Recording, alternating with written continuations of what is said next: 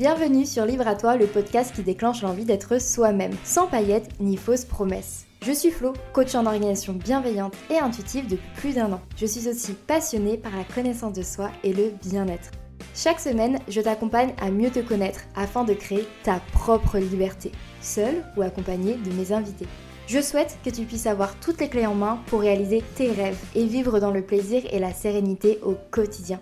Je t'invite à t'abonner dès maintenant pour ne pas manquer les prochains épisodes. Dans l'épisode du jour, j'ai reçu Aude Georgelin. Même si elle partage énormément de choses sur ses différents réseaux sociaux et YouTube, j'avais envie de l'inviter sur Libre à toi pour la découvrir autrement, et notre conversation nous a mené à parler d'ambition, de son parcours à Decathlon, de l'importance de son environnement professionnel, de la perception qu'on a des autres et que les autres ont de nous, des voyages et de la recherche de la passion. Et crois-moi, on a abordé encore plein d'autres choses. Je te laisse maintenant découvrir cette conversation avec Aude. Belle écoute.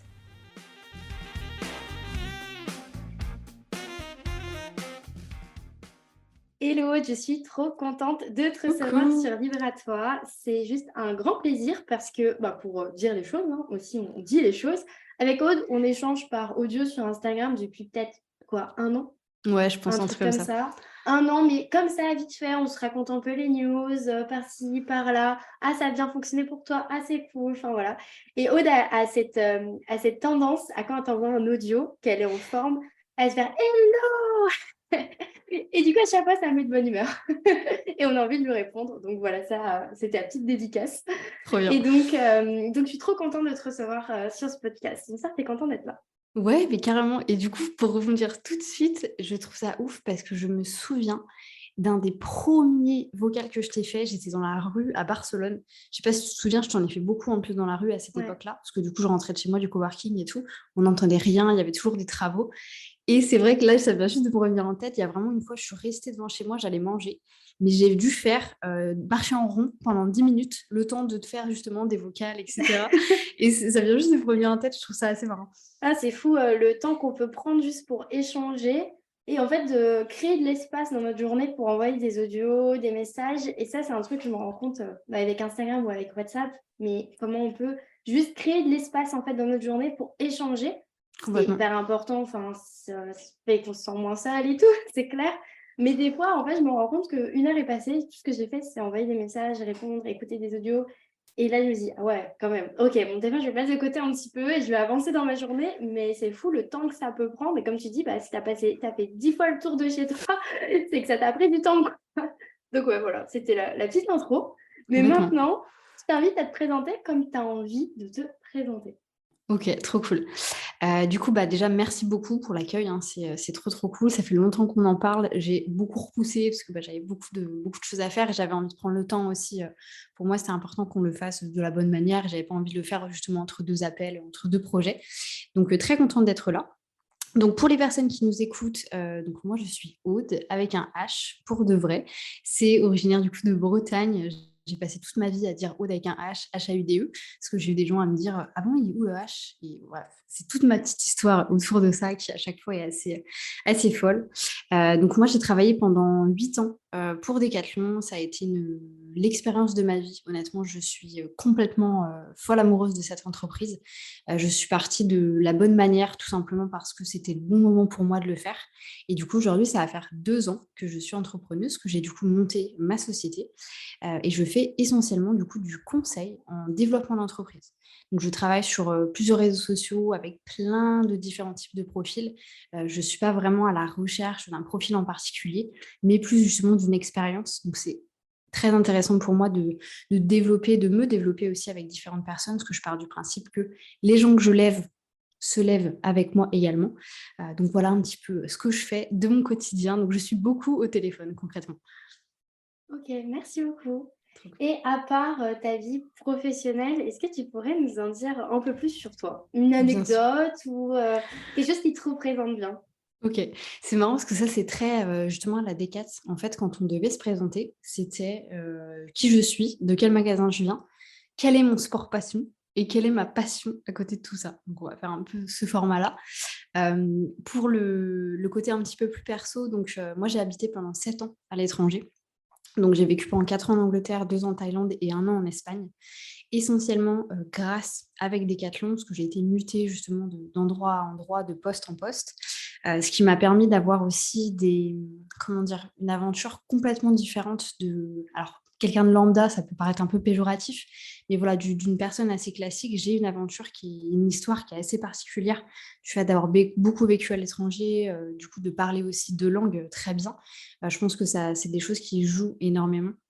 Donc, et ça fait vraiment partie de ma vie. Je sais qu'aujourd'hui, pour les personnes qui me connaissent peut-être de YouTube, j'ai une manière de parler, une syntaxe et ça s'entend en fait que je parle de langue parce que justement il y a des mots que je sais pas dire en français et c'est vraiment pas pour rigoler, c'est que j'arrive pas juste à trouver la manière de l'exprimer, ce genre de choses et je pense que ça fait vraiment aujourd'hui, beaucoup partie de ma personnalité et du coup à côté de ça, si je dirais la passion que je peux avoir, parce que c'est vrai que j'ai fait beaucoup de contenu par rapport à ça, au fait que j'ai pas de passion, que je suis à la recherche d'une passion. Ça, on pourra en Ok. discuter, je pense que c'est assez intéressant. Ouais, carrément. Mais du coup, aujourd'hui, je suis une grande sportive. C'est quelque chose qui fait beaucoup partie de ma vie, que je développe aussi énormément à côté de l'entrepreneuriat. Je pense que c'est important d'en parler, que ce soit au niveau entrepreneur, pas entrepreneur, mais depuis, je dirais 2 3 ans, comment dire? Le sujet de la santé mentale est extrêmement important pour moi et c'est quelque chose que je viens vraiment déposer, construire, développer avec la partie sportive parce que c'est ce qui me permet, moi, aujourd'hui, d'avoir un certain, équilibre, une certaine stabilité par rapport à ça. Donc voilà, donc pour résumer, j'adore l'étranger, je suis une grande sportive et voilà. Ok, trop bien, trop intéressant. Ok. Bon, j'ai envie de rebondir dessus ce que tu viens de dire du coup. Quand tu dis que tu es à la recherche de ta passion, pourtant, quand on te connaît un peu, on suit un peu ce que tu fais, hein, pour dire, hein, Aude, je mettrai tout ça bien sûr dans les notes, de l'épisode. Mais Aude, elle a une chaîne YouTube où elle partage quand même beaucoup de choses. Tu as un podcast également, tu as un compte Instagram, tu es assez active. J'imagine que tu es ailleurs aussi, parce que bon, tu es un peu partout, quoi. Hem Et c'est vrai que tu es quelqu'un qui partage et qui montre une image. Après, on va peut-être essayer de creuser et voir si c'est la réalité ou non dans ce N'hésitons podcast. pas, on est là pour ça. On va essayer un peu de voir la face cachée de Aude, en fait, je pense, dans cet épisode, ça va être mon objectif. Ça marche. Tu montres quand même que tes journées sont très remplies, en fait. Tu fais énormément de choses. OK, c'est clair. Et est-ce que c'est parce que justement, tu es à la recherche de ce truc qui te passionne que tu remplis tes journées comme ça? C'est une très bonne question. Je l'avais pas forcément vue sous cet angle-là. C'est vrai qu'aujourd'hui, je pense que comme je suis dans un état d'esprit de développement, de faire beaucoup, beaucoup de choses, forcément, j'ai envie que mes journées soient très remplies et surtout que, alors, je vais pas dire que j'ai gâché du temps, mais si tu veux, je suis devenue entrepreneur du coup, en 2019. Pendant quasiment 1 an et demi, j'ai eu un side project, donc j'étais entrepreneur et à côté, j'avais mon salariat et en fait, avant ça, mon conjoint était déjà devenu entrepreneur. Et en fait, on a eu tellement un décalage de quotidien pendant 2 ans, du coup de 2017 à 2019, parce que lui était justement sur son business à faire énormément de choses. Et moi, très clairement, à côté de mon travail, qui était déjà beaucoup, parce que j'avais beaucoup de voitures, etc., je faisais rien. Et en fait, pendant ces 2 années-là, avec du recul, je me suis dit: «Mais attends, j'ai tellement gâché de temps. J'aurais pu justement être là à travailler sur mes projets, à développer ma vision, à essayer de me faire grandir, à faire de l'introspection et cetera», que je pense qu'aujourd'hui, je suis un peu dans cette recherche, alors pas de rattraper le temps perdu, parce que ça sert à rien de regarder dans le passé, mais de me dire: «Je vais tout faire pour que la Aude de dans 10 ans, soit satisfaite, pour qu'elle ait atteint, ses rêves et cetera» et surtout parce que, comment dire? Donc là, je te parlais du passé, là, je te parle du futur. Mais en fait, moi, ce qui m'intéresse, c'est le présent. Je n'ai jamais été aussi heureuse que depuis que j'ai compris que ce qui compte vraiment, c'est le présent. C'est vraiment de vivre dans le présent. Et pour autant, j'ai beaucoup été justement très nostalgique, très à me dire le passé c'était bien, et ceci et cela, j'étais petite et je faisais ça, etc. Et après, être beaucoup dans le futur, à projeter mes rêves, à projeter ma vision. Et en fait, à me rendre compte que plus tu vis dans le passé, plus tu vis dans le futur, moins tu es en train de vivre ce qui se passe. Et finalement, c'est ça qui compte. Donc, je pense que j'essaye un petit peu de faire de toutes mes journées des journées incroyables. Donc d'être toujours là en train de faire des choses, etc. Ça ne veut pas dire qu'il y a des moments où je glande pas, hein. Je te donne un exemple, je passe 1 heure et demie par jour sur Animal Crossing. Voilà, j'ai beau ne pas forcément le montrer sur internet, c'est des choses que je fais aussi, je travaille jamais le soir, je profite de la vie, etc. Mais effectivement, j'essaye d'avoir des journées qui sont quand même extrêmement remplies pour de la satisfaction et puis pour pas avoir de regrets, je pense, plus tard. OK. Mais quand tu enfin, moi, il y a un truc qui m'a tilté dans ton histoire. Bon, après, c'est hyper personnel, hein. Tu disais que quand tu travaillais, tu avais l'impression qu'à côté de ton travail, tu ne faisais rien. Mais en Ouais. même temps, ton truc A dans ta vie, c'était ton travail. Donc à côté, est-ce que tu avais l'énergie? Est-ce que avec le recul, tu vois, aujourd'hui, tu te dis, est-ce que tu aurais eu l'énergie, le temps, la disponibilité mentale, parce que tu avais quand même un travail à responsabilité, de ce que je sais. Mhm. Est-ce que ça aurait été possible à ce moment-là, tu vois? Honnêtement, c'est très bonne question, encore une fois, très intéressant. Heu, Pas forcément. Alors c'est vrai que du coup, j'avais en fait une grosse charge mentale vis-à-vis de mon travail, parce que comme tu l'as mentionné, en fait, j'ai été, du coup, j'ai toujours été responsable, en fait, à partir de mes 22 ans, de magasins, d'équipes, de gérer des millions. Du coup, j'ai été jusqu'à directrice magasin en Angleterre et responsable de marque, après. Donc effectivement, j'avais beaucoup de responsabilités, mais je consommais pas, enfin, j'utilisais pas mon temps de la bonne manière. C'est-à-dire que j'aurais très bien pu, là où j'aurais pu écouter des podcasts intéressants, lire des livres, enfin, faire des choses qui m'auraient appris des choses qui m'auraient fait aussi évoluer, je le faisais pas du tout. C'est-à-dire que, et j'ai pas honte de le dire, hein, j'ai regardé pendant des années les Marseillais. Maintenant, avec du recul, je me dis: «Comment tu as pu perdre du temps à regarder des conneries comme ça?» alors que j'aurais très bien pu regarder des vidéos YouTube qui sont pas, tu vois, super éducatives, super business, mais qui au moins m'auraient appris un ou 2 petits trucs. Et je pense OK. qu'il y a aussi ce côté-là, tu vois, d'avoir, perdu du temps avec ce genre de choses et surtout, et pas essayer en fait à cette époque-là, de devenir la meilleure version de moi-même et c'est vachement aligné avec toute la partie sportive. Aujourd'hui, ça fait beaucoup partie de moi, mais aussi, mais du coup ça joue sur le passé, parce qu'à l'époque où je travaillais chez Decathlon, je faisais 15 kilos de plus. Parce que j'avais le stress, parce que je mangeais mes émotions et en fait, je pense que tout était englobé, tu vois? J'étais tellement focusée sur ma carrière et sur le développement de ma carrière que j'ai un peu laissé de côté tout le reste et en fait, quand je suis devenue entrepreneur, je me suis rendu compte, bah, tu peux faire les 2. Tu peux, bien manger, tu peux, travailler sur ton stress, tu peux passer du temps pour toi, tu peux faire du sport, tout en développant un business. C'est pas la même sécurité, c'est clair, mais tu peux quand même faire les choses de cette manière. OK. Et si, tu avais pas choisi de suivre, parce que tu as choisi d'aller dans l'entrepreneuriat, j'imagine aussi parce que tu avais aussi l'inspiration, de ton compagnon. Bien sûr. Mais si, admettons, bon, avec des si, on refait tout le monde, hein, bien sûr, mais admettons peut-être que le déclic, il aurait peut-être pu être de rester dans ta carrière à Decathlon, mais de Mmh. changer ton style de vie, ton équilibre de vie. Parce qu'on parle souvent du fait que la liberté, c'est dans l'entrepreneuriat, mais c'est pas forcément fait pour tout le monde. C'est Et clair. en fait, il n'y a pas forcément la liberté que dans l'entrepreneuriat. On peut l'avoir alors qu'on a un poste à responsabilité, qu'on est salarié. Parce qu'en plus, tu avais un poste de responsabilité, donc j'imagine que tu pouvais gérer quand même beaucoup plus ton planning, tes horaires et comment tu travaillais à ta sauce, quoi. C'était un peu, tu faisais comme tu estimais qu'était le mieux, j'imagine? Bien sûr, mais du coup, c'est vrai que je me suis retrouvée, tu vois, dans des posts où, et c'est marrant parce que j'ai fait un post, Instagram là-dessus, où je disais que j'étais à la recherche de challenge parce que Mmh. moi, quand je travaillais chez Decat, en fait, j'avais toujours le challenge de c'est quoi l'étape après.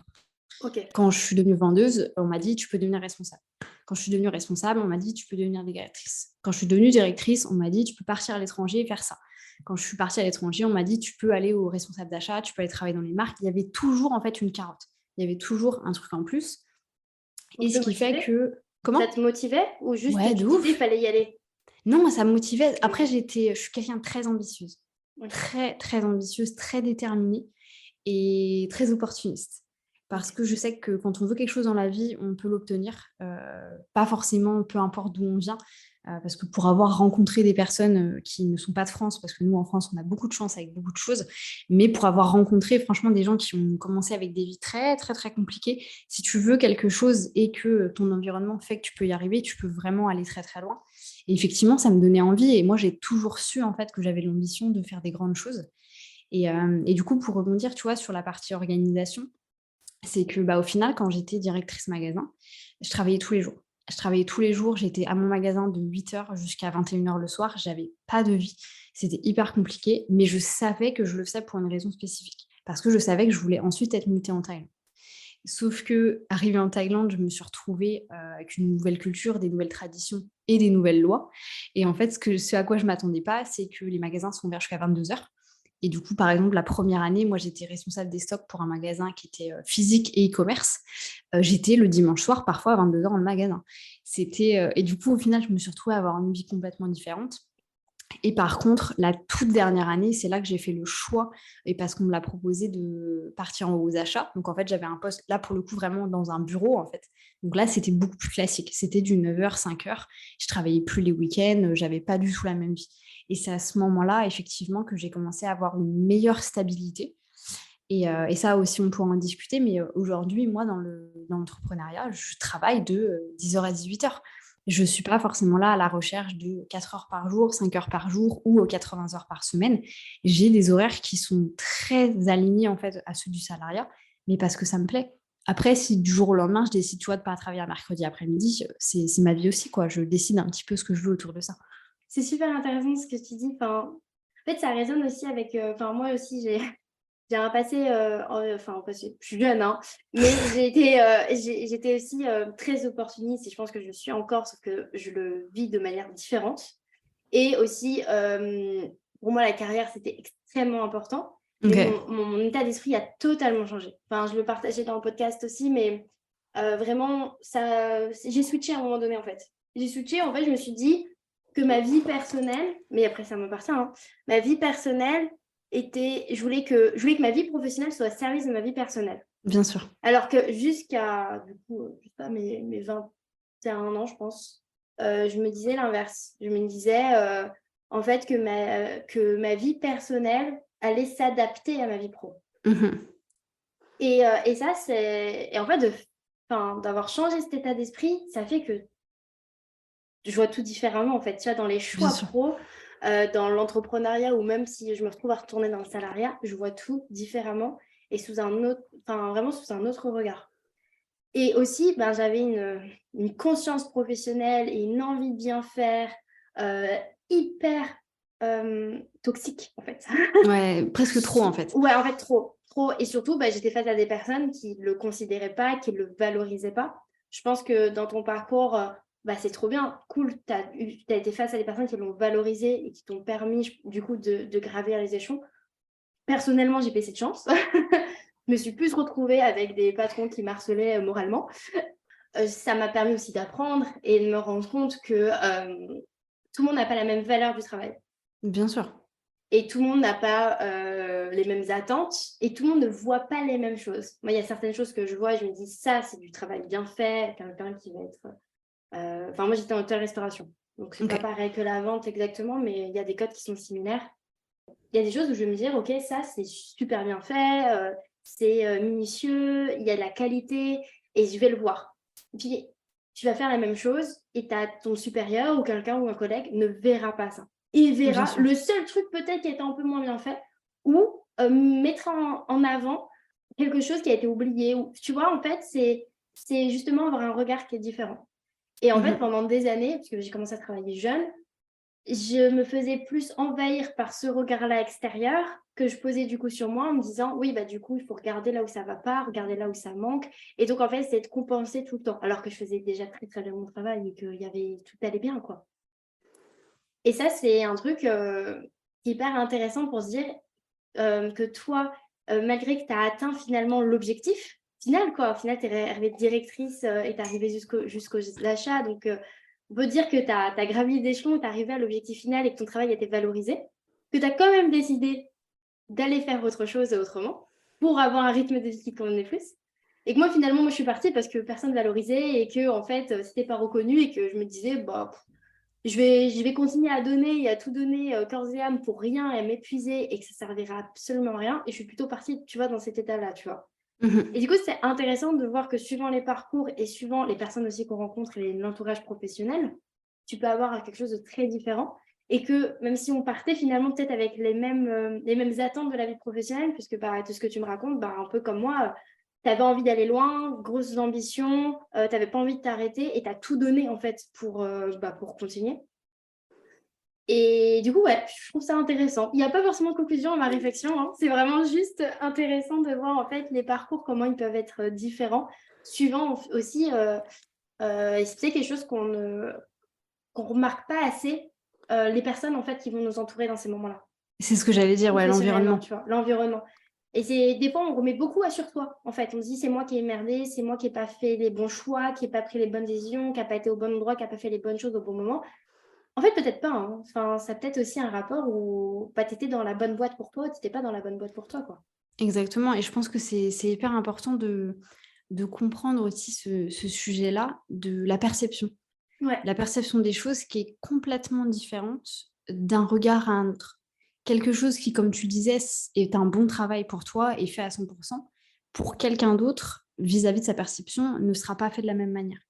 Et en fait, ça. c'est comme ça dans tout. Et alors, je trouve important de le mentionner parce que de la même manière qu'il y a trois choses comme ça qui sont très importantes pour moi et la perception en est l'une d'entre elles, c'est qu'une fois qu'on a compris ça, en fait, ça permet d'avoir alors pas une charge mentale qui descend, mais d'interpréter les choses d'une manière complètement différente. Parce que moi, j'ai toujours eu mon propre regard à me dire: «Il faut que je fasse telle chose de telle manière pour que justement ça me permette d'aller à un endroit ou à un autre». Et au final, je me suis rendu compte avec du recul et avec le temps qui passe, que c'était d'autres actions perçues par d'autres personnes qui m'ont permis d'être là où j'en étais. Ah ouais, Et en fait, ok. tout ça, c'est quand on commence à s'en rendre compte, à analyser un petit peu ce qui se passe, et cetera, c'est qu'on se rend compte que, bah, c'est ça qui va avoir, un vrai impact, en fait, dans la finalité et du coup, la perception des gens autour de soi, vont énormément jouer. Aujourd'hui, je vais te raconter un truc que j'ai jamais dit, nulle part sur internet et je trouve Génial. intéressant, du coup, d'en parler. C'est que j'ai eu une très belle carrière chez Decathlon. Ça a pas très bien commencé. Ça a pas bien commencé parce que j'ai commencé en stage, je j'aurais pas l'année en tête, je pense que c'était 2012. Fantastique, vraiment genre gros coup de cœur pour l'entreprise tout de suite, je me suis dit: «Je veux rester là, j'adore» et cetera. Je fais une demande d'alternance. Donc à l'époque, j'étais en école de commerce, c'était mon stage de première année, il fallait que je trouve une alternance pour 2 ans. Jusqu'au bout de l'été, je me dis: «Vas-y, je vais la voir, je vais la voir». Je sentais que ça allait bien se passer, je sentais que ça allait bien se passer. Arrivé, pas la veille de la rentrée, mais franchement presque, j'ai la réponse du coup officielle de: «Est-ce que j'allais avoir mon alternance ou pas?» Je ne l'ai pas eu. Je ne l'ai pas eu parce que, alors la raison, il y en avait plein, hein, mais une des raisons qui m'est restée en tête, et c'est aussi pour ça que je me suis acharnée pour. J'ai défendu beaucoup de choses à l'époque, enfin, quand j'étais chez Decathlon, on pourra en reparler aussi. C'est que la personne en face de moi m'a dit très clairement: tu n'as pas le poste parce qu'il y a déjà trop de femmes dans cette équipe-là. Ce à quoi j'ai répondu, enfin voilà, bon, je vais être très honnête, je me suis mis à pleurer, j'étais là, mais attendez, vous foutez de ma gueule, enfin, ça fait 2 mois que moi j'attends une réponse, enfin, incroyable, vraiment incroyable. Au final, je m'en vais. Je reviens finalement, on me propose de revenir en CDI 1 an plus tard, l'été. Après, je suis jamais repartie, on était parti pour 8 ans. Mais ce que je veux dire par là, c'est que les personnes qui vont être en face de vous et la perception qu'elles vont avoir de vous peuvent avoir un impact tellement important. Et c'est pour ça que pour Effectivement, moi, de il ouf. faut être opportuniste. Parce Mm. que cette personne-là, dont je ne citerai pas le nom, m'a dit ça ce jour-là. Forcément, ça m'a foutu plus bactère, mais je suis remontée sur mon cheval et je me suis dit, bon, bah, c'est pas grave, je vais trouver une autre personne à qui je vais me mettre en face et à qui je vais pouvoir vraiment montrer mes qualités, qui je suis, etc. J'ai bien fait de me battre parce que dans la finalité, j'ai eu la carrière que j'ai eue. Mais ça, je pense que c'est important, c'est facile à dire maintenant avec du recul, mais c'est vrai que quand on se retrouve face aux mauvaises personnes, comme un petit peu on a la mauvaise question, on va donner la mauvaise réponse, bah, si on a la mauvaise personne, on peut aussi avoir le mauvais chemin qui se dessine. Et ça, je pense que c'est important de prendre ses propres décisions, parfois de partir. Moi, je suis partie, mais de revenir si on a vraiment envie de le faire et vraiment un plan hyper concret. Ça amène aussi au fait de montrer que les autres ont un impact sur nous et que, tu vois, Énorme. parfois dans l'entrepreneuriat, le développement personnel ou peu importe, il y a cette idée si on veut, on peut. Enfin, moi, je ne crois pas vraiment à ça. Je pense qu'il y a des biais dans la société. Je pense qu'il y a il y a des personnes qui, ont plus, qui repartent avec les bonnes cartes dès le début, quoi, on va dire, Clairement. clairement. Et en fait, il y a aussi ça, les gens que tu vas rencontrer. Et en fait, tu peux tomber sur un professeur quand tu es au collège qui va totalement te casser ta confiance en toi alors que de base, tu n'avais aucun problème. Complètement, ouais, c'est sûr. Tu peux vivre un traumatisme juste parce que tu as pris le métro à 18h et que tu t'es pas agressé à ce moment-là. Enfin, tu vois? Donc, en fait, la vie est faite de rencontres qui peuvent être incroyables, mais qui peuvent être aussi beaucoup plus dures à vivre. Et dans la vie professionnelle ou même personnelle, eh bien, ça a un gros impact. Et ça, c'est un truc, je pense, qu'on a tendance un peu à oublier. Je pense dans les contenus qu'on peut, peut-être toi ou moi, tu vois, peut-être parfois, même, je veux nous mettre dans le panier aussi, mais le fait de toujours aussi mettre toute la responsabilité sur l'épaule de chacun. Donc certes, il faut prendre ses responsabilités et pas se considérer comme des victimes dans toutes les situations, mais dans certaines situations, on est des victimes, Bah donc oui, il faut complètement. l'accepter et se dire, bah ouais, j'ai vécu un truc qui était dur, j'étais face à quelqu'un qui m'a fait vivre quelque chose, bah, comme toi, et c'est le recruteur qui t'a fait vivre quelque chose de très dur, parce qu'en plus, bah, c'était même pas une raison finalement Légitime, ouais. légitime, en fait, Même c'était juste illégal pour le coup. c'était du sexisme pur et Ah dur, bah quoi, oui, tu vois. complètement. Enfin, voilà. Donc tu te prends ça et en plus, tu as l'impression d'avoir aucun moyen de recours. Mais en plus, je pense en 2012, on n'était pas encore, enfin, il n'y avait pas autant d'éducation à tout ça aussi. Ça n'avait rien à voir avec aujourd'hui, quoi. Ouais, complètement. Aujourd'hui, peut-être que tu ferais un tweet pour le dénoncer et tu taguerais Decathlon en disant que c'est pas possible, quoi. Mais en 2012, c'était pas pareil. Et, et ouais, je pense que ça, c'est un truc, ouais, c'est cool de se le rappeler, juste de le rappeler, tu vois, juste de poser ça, de dire, ouais, en fait, les rencontres que tu fais peuvent avoir des impacts tout aussi positifs comme négatifs. Après, c'est à toi de voir ce que tu en fais et comment tu rebondis face à ça, bien évidemment, de te faire aider si tu as besoin de te faire aider, de te faire accompagner.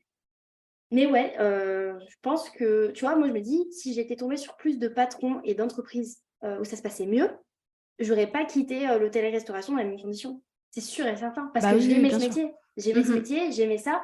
Je pense que j'aurais pas fait carrière comme je me l'imaginais quand j'étais adolescente, parce que bah, physiquement, dans ma santé, bah, ça s'est beaucoup dégradé, donc c'était compliqué. Mais enfin, clairement, j'aurais continué. Je me serais peut-être pas dit, je reste au chômage pour monter ma boîte. J'aurais pris un mi-temps et je serais restée dans un mi-temps et je me serais dit, bah vas-y, go, ça va bien se passer.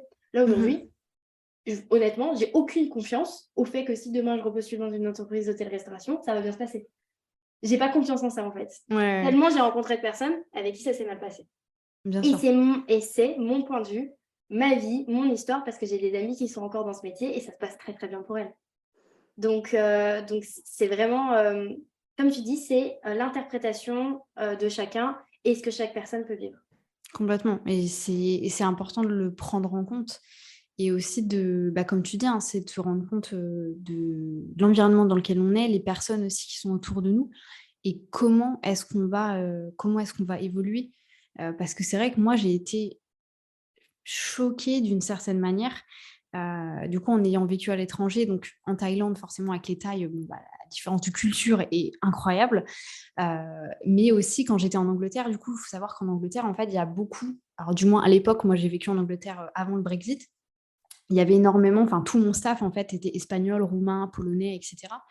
Et en fait, ces gens-là, même s'ils sont, du coup, c'est européen, ils n'ont pas du tout la même vie que nous. Enfin, ils n'ont pas du tout les mêmes cartes en main quand ils commencent, comme différentes personnes en France. Mais là, c'est plus pour montrer le point par rapport aux pays de l'Est. C'est qu'ils commencent avec des choses dans la vie. Et moi, je les ai vus. Enfin, je me suis dit, j'ai été impressionnée par ce que certaines personnes pouvaient faire. Et la même chose avec les Thaïs. Hein. Parce que quand on voit, en fait, dans quel environnement les Thaïs peuvent grandir, même si eux sont très heureux là-dedans, on est très privilégié en France. Oui. C'est juste incroyable. Alors moi, je sais que je ne suis pas l'actualité française. Enfin, je ne regarde pas les infos et je le sais pas non plus pour l'Angleterre ou la Thaïlande ou quoi que ce soit. Juste ce qui est vraiment très important. Mais je sais qu'aujourd'hui, il y a, bah, voilà, le français aime bien râler dans tous les cas. Mais moi, ça m'a changé, par exemple, l'étranger, de me rendre compte en fait de la chance que j'avais bah, d'être ici. Par exemple, je donne un exemple tout bête qui pourra parler aux entrepreneurs. Le fait de payer l'URSSAF. Donc récemment, j'ai été malade, comme tu le sais. J'ai dû aller du coup bah, à l'hôpital, j'ai dû aller voir un médecin, faire des radios, etc. Et en fait, moi, il faut savoir que ça fait 8 ans que je payais tous mes trucs, tout, tout, tout, parce que je vivais à l'étranger, parce que du coup, on était Ok. obligé de payer. Et en fait, là, le fait qu'on me demande absolument rien, j'étais là. Ah, donc c'est à ça que ça sert. Et en fait, c'est là qu'on se rend compte à quel point le système français, par exemple, est fantastique. Donc là, je m'évade un peu de ce que je racontais, hein. Mais c'est pour ça aussi se rendre compte de l'environnement dans lequel on est, ce qu'on est permis de faire par rapport à tout ça. Je trouve que c'est fantastique. Et j'amène toutes les personnes qui ont l'opportunité, entrepreneurs par entrepreneurs, peu importe, en particulier, je dirais même les étudiants en fin d'études, à aller voyager, quoi. Parce que ça change la vie, ça change la perception des choses. Et en fait, ça va vraiment permettre de se forger, je pense, une vraie personnalité. Parce qu'on a une personnalité, comme tu disais, l'impact des gens sur notre personnalité, c'est complètement vrai, que ce soit notre entourage proche ou notre entourage professionnel. Et le fait de partir à l'étranger, je pense que c'est là que les personnes révèlent leur vraie personnalité. Et ça, c'est hyper important. Je ne sais pas si toi, du coup, vous avez beaucoup voyagé ou été à l'étranger. Ouais, Comment est-ce que vous l'avez fait? Ouais, bah justement, je vais rebondir sur les pays de l'Est parce que moi, je suis partie en sac à dos toute seule en Interrail. Donc, l'Interrail, je sais pas si tu connais, mais c'est Non. en fait. Alors, je sais pas aujourd'hui comment ça fonctionne parce que ça a peut-être évolué depuis quand je suis partie en 2000. Je suis partie quand? Je suis partie en 2019. Je suis partie en Ok. 2018 en Indonésie avec mon copain. On est partis tous les deux, premier gros voyage, pareil, sac à dos. On bougeait tous les 2, 3 jours. C'était incroyable. Donc, choc de culture, hein. Enfin, voilà, j'avais 19 ans, choc de culture, quoi. Et c'est drôle, anecdote dans l'anecdote. Je parlais avec ma thérapeute et je lui disais, j'ai l'impression que quand je suis partie, quand j'avais 19 ans, je me sentais plus adulte qu'aujourd'hui, alors que j'ai mon entreprise Ok. et que maintenant j'ai 24 ans. Parce que en fait, je sais pas, j'avais moins d'angoisse, moins de stress, moins de peur liée à ce départ, à ce voyage. J'y suis allée, ça me paniquait pas d'y aller. Donc je pense qu'il y a plein, en vieillissant, il y a quand même plein de peurs, de blocages qui viennent en fait plus tard et c'est quand même très intéressant. Mais bon, c'est un autre sujet. Et du coup, quand je repense à ce moment-là, je suis impressionnée de la personne que j'étais avant. D'avoir Et été capable de le faire, en ouais, fait. d'avoir fait ça en fait et de ne pas avoir de souvenir que justement ça avait été quelque chose de compliqué pour moi. En fait, ça avait été Ok. très simple, très simple d'y aller. Donc, on est parti 3 semaines en Indonésie. Donc, choc de culture. Et là, pareil, comme toi, un peu ce truc de me dire waouh, ils n'ont pas la même vie que nous du tout, quoi. Enfin, Mhm. ça n'a rien à voir. Enfin, en Indonésie, quand tu es dans la capitale, à Jakarta, tu as des bidonvilles. Donc, c'est la première fois de ma vie que je voyais ça. Et à un moment donné, en fait, on s'est retrouvés, on s'est un peu paumés. On avait pris un tuk-tuk, un taxi, puis on s'est empaumé. On est passé vraiment dans le bidonville. Alors, comment te dire que là, je me rappelle que quand même, tu as peur parce Tu que tiens ton sac. tu tiens ton sac et en même temps, tu essayes facialement de montrer que tu es à l'aise. Parce que Mhm. si tu te montres trop, c'est là aussi que le problème peut arriver, quoi. Et donc, bah, je me rappelle vraiment, on a traversé, donc on n'a pas dû traverser très longtemps, hein, on ne s'est pas totalement perdu au fin fond du bidonville, mais je me rappelle vraiment de ce moment où ouais, les téléphones étaient dans la poche et qu'en fait tout le monde nous regardait et en fait en Indonésie ça se voit, t'es blanc, enfin, tu passes pas inaperçu quoi, enfin c'est pas possible. Et donc, ouais, ce moment où je me suis vraiment dit waouh. Et là, j'ai pris conscience aussi de la chance que j'avais d'avoir grandi en France, d'avoir grandi dans une maison avec un jardin, avec une salle de bain, l'eau potable au robinet. Enfin, tu vois, tout ça. Et en fait, c'est là où, quand tu vois le fameux petit exercice des gratitudes, moi, personnellement, à chaque fois, je mets des trucs extrêmement basiques. Ok. Quand je fais ce petit exercice-là, des kiffs du jour, les gratitudes, j'ai pu mettre le chauffage quand c'est l'hiver, j'ai pu mettre le chauffage aujourd'hui. Tu vois, des trucs comme ça. Et ça, bah, pareil, un peu comme toi, je vais inviter les gens à se rendre compte des choses très basiques qu'on peut avoir dans notre vie. Ça ne veut pas dire que quand on ne se sent pas bien, qu'on a des problèmes, que c'est pas légitime ou quoi, hein, bien sûr. Ça veut simplement dire que parfois, ça soulage. Quoi. En fait, je dis, ah ouais, mais en fait, j'ai de la chance. Franchement, ma vie, elle est cool, quoi. Un peu comme quand, à l'époque, je regardais Desperate Housewives, des trucs comme ça, je me disais, j'ai pas de problème, moi, en fait, tout va bien. C'est Un peu clair. dans le même truc, quoi. Donc voilà, l'Indonésie, c'était un jeu de culture et en même temps, c'était incroyable les rencontres. Les gens sont d'une gentillesse impressionnante et cette envie de rencontrer aussi, cette envie de parler avec toi alors qu'on ne parle pas la même langue et Mhm. qu'on communique avec quelques mots d'anglais que tout le monde comprend. Mais en fait, ils ont quand même envie d'être là et parler avec toi et de te découvrir parce qu'en fait, eux, ils voyagent à travers toi qui est là chez eux. Complètement. Parce qu'eux, ils ne pourront pas leur payer leur billet d'avion pour aller en France. Donc, ils voyagent juste dans cette conversation, dans les photos que toi, tu peux leur montrer. Enfin, je me rappelle, on avait montré des photos de notre vie, quoi, à des jeunes Indonésiens, lycéens, parce qu'ils étaient trop intrigués, quoi. Ah Donc, non, non, mais voilà. c'est excellent de voir cet impact-là. Ouais, c'est trop Et je trouve intéressant. que ce soit sur, bah, du coup, effectivement, sur la partie, comme tu disais, les pays vraiment très différents des nôtres, donc par exemple l'Asie, même aussi honnêtement les pays de l'Est, nous on a fait la Roumanie, la Pologne, du fait d'avoir rencontré des gens là-bas et ça nous a vachement ouvert les yeux aussi sur plein de choses. Ouais, j'ai fait les pays de l'Est aussi, du coup. C'est là où je voulais rebondir. Ok, et t'as fait lesquels du coup? Donc, je suis passée par l'Italie. J'ai fait la Slovénie, l'Autriche. Je suis passée en Serbie, en Bulgarie, et ensuite je suis descendue en Grèce. Et je suis aussi fait la Croatie et je suis revenue Trop en bien. Italie. Ok, trop cool. Et donc vraiment, le Bulgarie et la Serbie, il y a un truc où enfin, tu te sens plus en Europe. Enfin, t'as Ouais. un truc comme si tu te sentais plus en Europe. Encore quand j'étais en Italie, en Europe, c'est très... Enfin, tu vois, t'as pas un si gros décalage que ça, quoi. Tu vois, c'est assez proche. La Slovénie, c'est génial. Enfin, je conseille tout le monde d'aller en Slovénie. C'est mon coup de cœur de ce voyage. J'ai juste une hâte, c'est de pouvoir y retourner. Mais pareil, encore une fois, il y a un côté où tu te sens aussi pas en Europe alors que c'est tout près.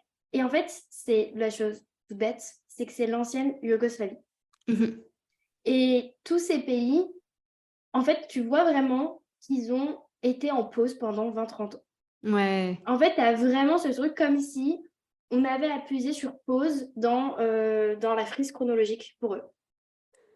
Et même s'ils ont des téléphones comme toi et moi, enfin, c'est pas ça le truc. C'est dans leur état d'esprit, dans leur mentalité, dans leur culture, dans leur façon d'aller vers les autres, dans l'architecture aussi des pays, hein, ça se voit. Et c'est extrêmement intéressant. Et moi, ça m'a vraiment permis de me rendre compte que, en fait, moi, si je me suis pris là, je me suis dit, je connais rien à l'histoire. Ok. Quand j'ai voyagé comme ça, je me suis dit, en fait, je ne connais rien à l'histoire de mon continent. Je sais rien. J'ai appris, en fait, tout ça quand je voyageais. Et ça te... En fait, il y a ce truc aussi, tu te dis, ouais, on t'apprend, tu vois tout le temps la même chose à l'école, hein, dans dans le truc scolaire, tout le temps la Première Guerre mondiale, la Seconde Guerre mondiale, enfin, tu vois tout le temps le même truc et tu as un peu l'impression d'être finalement assez inculte, assez peu éduqué sur ce qui ne te concerne pas toi. Ouais, Et ça, complètement. Et c'est ça pour c'est beaucoup de très pays en français. plus. Hein.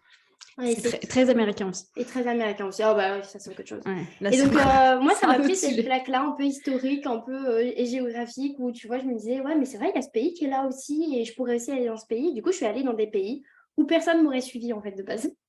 Où personne n'aurait dit, c'est pas des pays qui te font rêver, comme tu dis, je vais aller là, bon, à part la Grèce, tu vois. Mais voilà, pour ce qui est de la Roumanie, la Bulgarie, enfin, ça fait pas rêver, quoi, de base. Et pourtant, c'est génial, c'est juste génial. Ah bah oui, c'est fantastique et je pense que c'est... Nous, la Roumanie, je crois qu'on avait fait 3 semaines en tout. Donc, on avait tout voyagé en train, du coup, à l'intérieur de la Roumanie et c'était fantastique. Mais je revois la Aude de plusieurs... Enfin, il y a quelques années, pleine de préjugés par rapport à ce que le monde racontait sur les Roumains. Et du coup, en rencontrant des Roumains, du coup, dans mon travail, je me suis rendu compte que c'était pas du tout... Enfin, il y avait vraiment une signification média français des Roumains et la réalité. Et franchement, meilleur voyage de ma vie. Enfin, c'est à refaire. On irait clairement retourner là-bas. On pourrait même, je pense, vivre là-bas parce qu'ils sont très, très accueillants. En plus, en particulier à Bucarest, où c'est très... au contraire, on voit que Bucarest, alors c'est pas non plus Paris, hein, mais c'est beaucoup plus évolué que le reste un petit peu de la Roumanie, qui est aussi très... Alors, comme tu disais, ouais, 20 ans en arrière. 20 ans en arrière et on se rend compte de ces choses-là. Et du coup, c'est marrant que tu dis ça. J'ai envie de rebondir sur un autre truc aussi. C'est on cherche toujours à aller voir ailleurs ce qui se Ouais. passe donc dans les autres pays, ce genre de choses. Mais moi, récemment, je me suis rendu compte de quelque chose d'assez... alors, pas particulier, mais c'est un truc qui m'a semblé assez incroyable. Donc, j'ai des parents qui sont assez âgés. Parce que je suis la petite dernière, j'ai 31 ans. Enfin, je vais avoir 31 ans. Et j'ai des frères et sœurs qui sont plus âgés que moi. Du coup, ce qui veut dire que mes parents sont nés dans les années 50. Donc, ils sont assez âgés aujourd'hui. Et en fait, il y a quelques temps de ça, on discute avec mon père d'un problème du chauffe-eau. Et du coup, je lui explique, voilà, on n'a pas d'eau chaude, etc. Et en fait, il part sur un truc à me dire ouais, mais c'est pas très grave, en fait, tu as de l'eau dans tous les cas, c'est cool, c'est déjà bien. Et une autre conversation où on se retrouve chez eux pour le coup, et je leur dis oui, il serait peut-être temps de refaire un peu votre salle de bain. Enfin, je veux dire, là, votre maison, ça fait 30 ans que vous n'avez rien fait dedans, voilà, vous pourriez faire quelques petites choses. Et en fait, pour eux, là où moi, encore une fois, ma perception, c'était on pourrait quand même améliorer un peu la salle de bain, etc. Pour eux, leur salle de bain, elle est fantastique parce qu'il y a l'eau chaude, il y a l'eau courante. Et en fait, ce sont des gens qui ont grandi à la campagne, à se laver à l'eau froide ou à se laver 2 fois par semaine comment on appelle ça, dans une bassine. Donc pour eux, le fait d'avoir l'eau chaude et des toilettes, c'est fantastique. Et en fait, ça, je trouve hyper intéressant parce que du coup, moi, entre guillemets, mes problèmes de j'ai pas assez d'eau chaude ou ce genre de choses, pour eux, en fait, c'est hyper, hyper subjectif. Mais encore une fois, parce que mes parents sont assez âgés. Et ce que je veux dire par là, c'est que allez discuter avec vos parents. Allez vous rendre compte de certaines choses parce qu'aujourd'hui, moi, à 30 ans, j'apprends des choses sur mes parents de quand ils étaient jeunes ou jeunes adultes, adolescents, que j'aurais jamais su si je leur avais pas posé des questions, si je m'étais pas intéressée à eux. Et pour autant, je suis très, très proche de mes parents. Mais il y a des choses, il y a des conversations, en fait, qui ne viennent pas. Et je trouve que c'est intéressant aussi de pouvoir mentionner que c'est bien d'aller voir ce que font les autres, mais c'est très intéressant de comprendre aussi d'où viennent nos parents, pourquoi est-ce qu'on est aussi de la manière dont on est. On ne va pas commencer à parler de comment dire, l'impact des parents sur la personnalité des gens, parce que là, on n'a pas fini. Mais je pense que c'est aussi un sujet qui peut être hyper intéressant. Ouais, non, c'est super intéressant. Et puis, tu vois, là, le truc de l'eau, moi, j'ai de la famille en Guadeloupe et c'est quelque chose que peu de gens savent, mais bah, je vais en profiter de ce média aussi pour informer. En Guadeloupe, il y a des gros problèmes d'eau Ok. courante et les trois quarts de la population, les trois quarts de la semaine sont privés d'eau. C'est en Guadeloupe, hein, c'est un département français, tout ça. Mais en fait, il y a des gros soucis en fait, sur le réseau d'eau qui nécessiterait énormément d'investissements et de travaux. Je ne vais pas rentrer dans ces détails-là, on n'est pas là pour faire de la politique. Mais tout ça étant que souvent, pour faire des petites réparations, ils vont couper en fait certaines zones. Et donc, ce qui fait que certaines zones plus certaines zones, en fait, la plupart du temps, tu n'as pas d'eau. Donc, actuellement, mes grands-parents sont la plupart du temps à prendre leur douche grâce à des seaux. On fait chauffer de l'eau à la casserole, etc. Donc, en fait, il y a des endroits en fait, dans le monde, et qui sont même des territoires français, où l'histoire de tes parents en fait, est toujours d'actualité. C'est ouf. Et donc là, il y a d'autres pays où c'est comme ça, ils n'ont même pas l'eau courante qui arrive chez eux, enfin voilà, bien évidemment. Mais du coup, moi, je sais que donc, quand la fois que je suis allée en Guadeloupe, on a vécu la plupart de nos journées, parce que quand tu y vas, même quand tu es touriste, tu n'es pas épargné. Et ça, c'est Bien très sûr. intéressant. Parce que bon, je vis chez eux, tout ça, mais les hôtels aussi sont impactés, parce que les hôtels aussi, en fait, on leur coupe l'eau, quoi. Parce que c'est tout le monde. Et du coup, on a vécu comme ça, à ce rythme-là. Et c'est vrai que quand je suis rentrée chez moi et que j'ai pu prendre une douche normale pendant plusieurs jours, je me suis dit, waouh, c'est quand même trop bien. Et comme tu dis, tu relativises en fait tes Complètement. problèmes du quotidien et tu te dis, waouh. Et il y a eu un moment donné où là, récemment, avec les grèves, etc., ils n'avaient pas d'eau, mais ils n'avaient pas non plus d'électricité en même temps. Donc, en fait, pareil, tu te dis, ok. Et on invente tous les problèmes de sécurité, d'hygiène, pendant le Covid, hein, parce qu'ils avaient le même problème aussi pendant le Covid, ils ne pouvaient pas se laver les mains facilement, ils ont eu plein de soucis. Et en fait, tu te dis, il y a pareil, un manque de perception, de reconnaissance. Ça relie un petit peu tout ce qu'on dit depuis le début, où en fait, il y a ce problème-là qui existe. Tous les gens qui doivent savoir savent, hein. Mais ça ne bouge pas, ça ne change pas. Et en fait, tu peux que l'accepter et vivre avec et avoir un cube d'eau, investir dans des bouteilles d'eau et en fait, faire avec quoi. Et faire avec cette contrainte tous les jours et relativiser après sur le reste. Te dire, ouais, mais quand il y a de l'eau, il y aura de l'eau. C'est ça. En fait, tu apprends à t'adapter au quotidien. Exactement. Donc, c'est hyper difficile, hyper compliqué. C'est les personnes qui nous écoutent qui vivent en Guadeloupe. J'ai toutes mes pensées pour vous parce que je sais que c'est hyper compliqué. Je l'ai vécu quelques semaines seulement et pourtant c'est dur et ça dure depuis des années. Donc la résilience là, on la travaille quoi. C'est compliqué. Avec tout ce qu'on a déjà abordé, mais c'est super intéressant, c'est trop cool, hein, c'est ça, libre à toi. J'avais une question vraiment j'ai envie de te poser parce que justement tu fais beaucoup de choses, tu nous as parlé de plein de choses et en vrai là de tout ce que tu nous as dit, je suis pas vraiment sûre que tu n'aies pas de passion. Ok. Je suis pas vraiment sûre que... Mais en vrai, c'est ma perception, hein.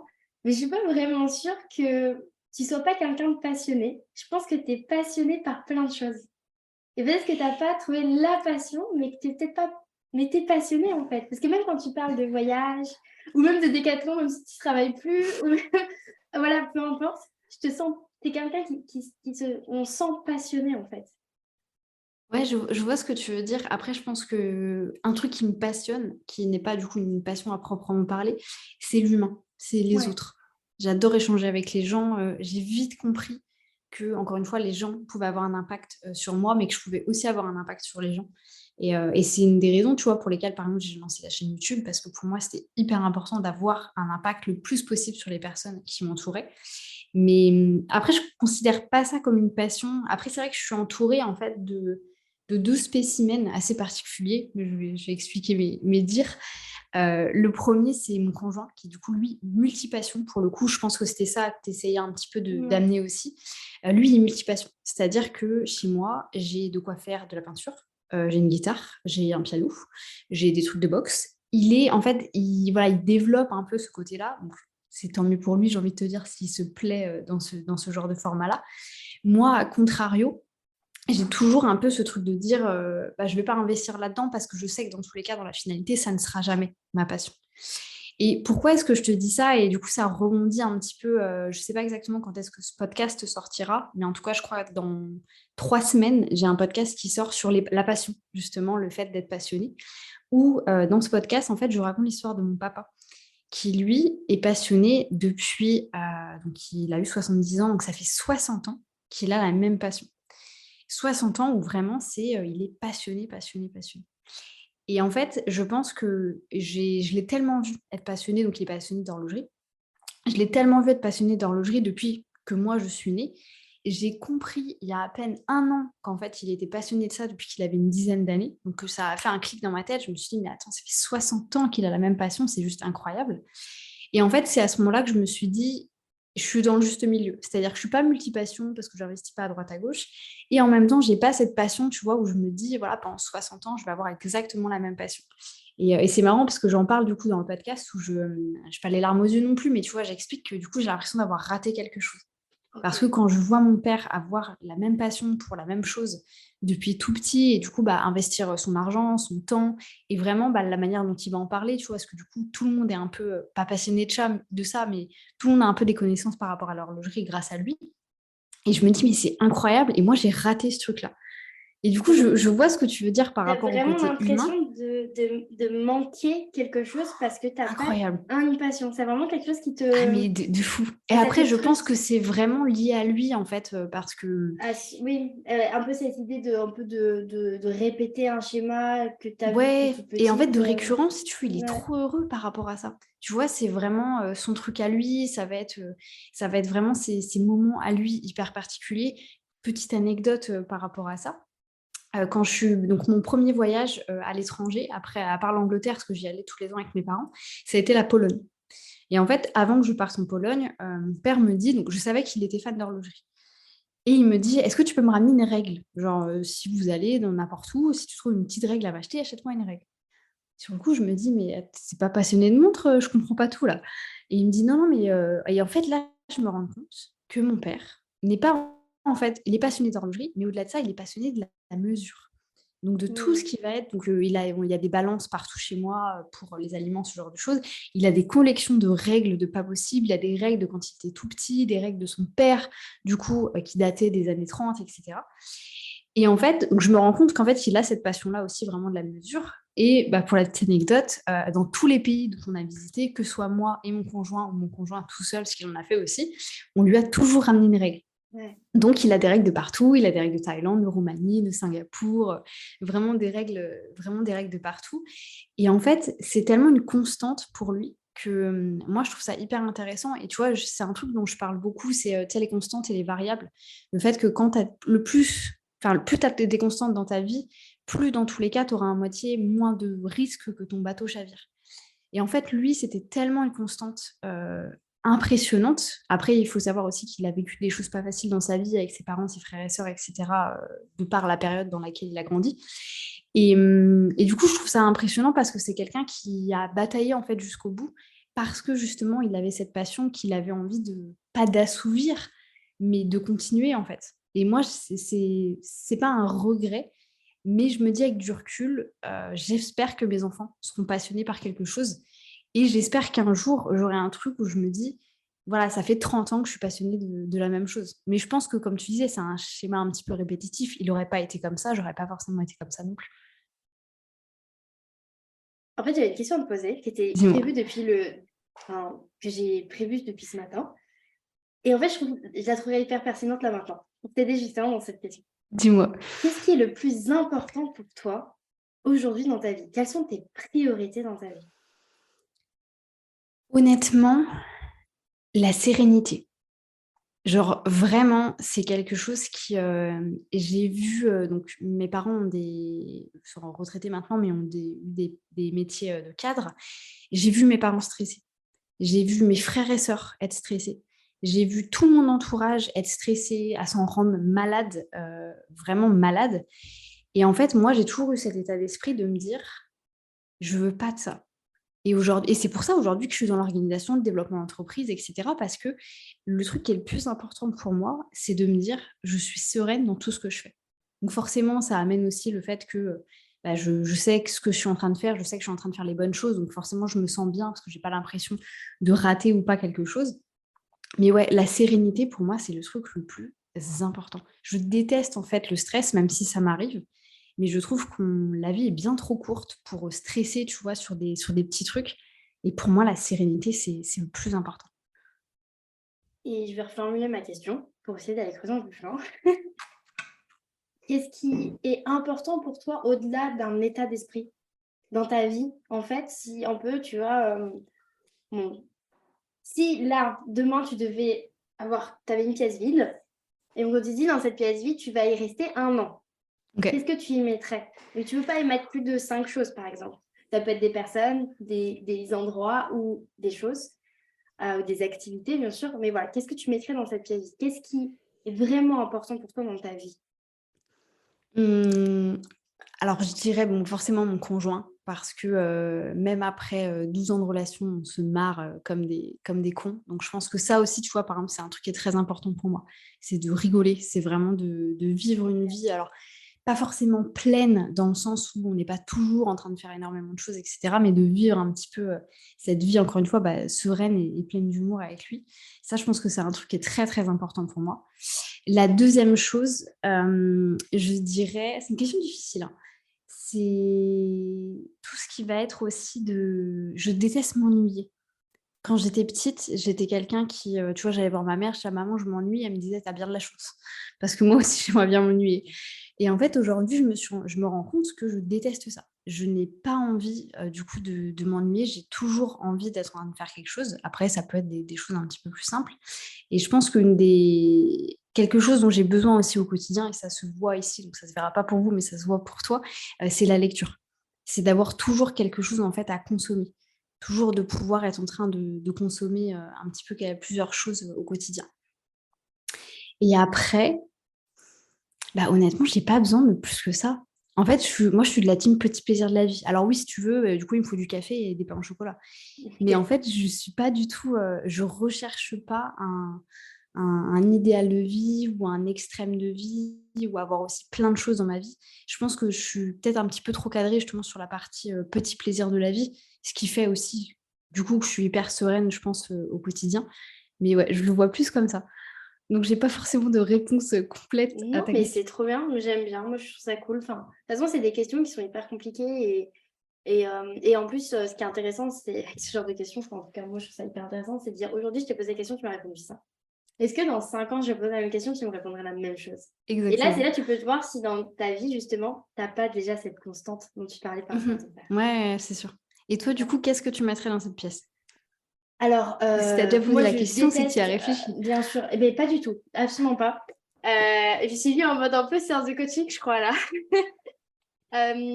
Alors moi, déjà, il faut savoir que je déteste faire des choix. OK. Vraiment, j'ai vraiment beaucoup de mal, mais pas des choix, forcément des choix de vie ou quoi, mais des choix. Par exemple, mon copain, lui, il adore les... Ah, comment ça s'appelle déjà? Je perds mon mémo aujourd'hui, hein. Euh, Quand on fait un classement des séries, tu vois, par exemple. OK. Comment ça s'appelle? Et Un les top? listes quelque chose. Top.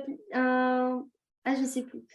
Bref. Donc, en gros, quand tu fais un classement des séries que tu préfères ou des films que tu préfères, il adore faire ce genre de choses. Ou ça peut être aussi des jeux ou quoi. Il adore me demander c'est quoi ton top 3? Qu'est-ce que tu mettrais? Enfin, voilà. Et moi, ça m'angoisse.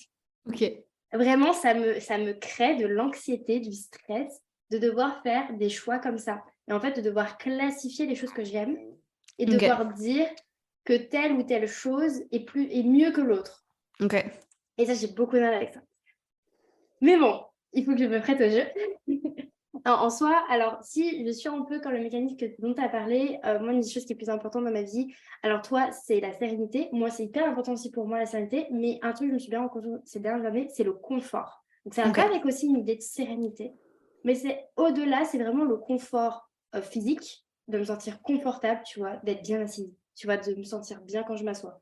D'avoir des plaids, des choses, tu vois, qui font que je me sens dans le confort. Moi, j'adore les grands hôtels. Moi, j'adore tout ça. Je trouve ça génial.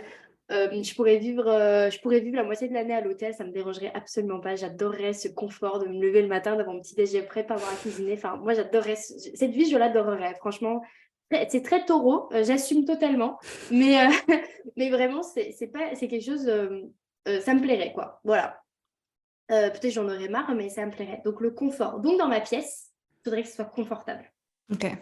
Qui est vraiment que je me sente à l'aise, confortable. Et donc, ça va au-delà après du matériel, qui est cette idée de confort aussi, tu vois, avec l'autre, de me sentir à l'aise, de me sentir moi-même, et qu'en fait, ce soit confortable, et que je sois pas, tu vois, en résistance. Ok. Et à devoir monter un mur devant moi pour me protéger. Enfin, voilà. Dans la pièce, j'y mettrais mon chéri aussi. Voilà. Et j'y mettrais, je pense, de quoi écouter des podcasts ou regarder des séries. Ok. Peut-être plus les séries. Peut-être plus les séries, en fait. Parce que même si les podcasts, j'adore ça, je pense qu'à un moment donné, j'en aurais marre. Je voudrais voir des images. Donc voilà, je regarde énormément. C'est vraiment mon moyen de décompression, de lâcher prise. Et je suis totalement addict aux séries. Et ensuite, j'y mettrai un carnet. Ok. Pour écrire. Pour écrire, exactement. Un carnet pour écrire, pour faire de l'écriture intuitive du journaling, pour organiser, faire des tableaux, des listes, ou pour écrire tout court, écrire même de la fiction, ou voilà, même si je n'ai pas fait ça depuis très très longtemps. Je vais parler dans un autre podcast. Mais c'est quelque chose, je pense, qui est en moi et qu'un jour viendra. Donc, je me garderai un carnet pour être sûre que si ça vient quand je suis dans cette pièce, que je ne loupe pas le truc, quoi. Que tu puisses pas le rater.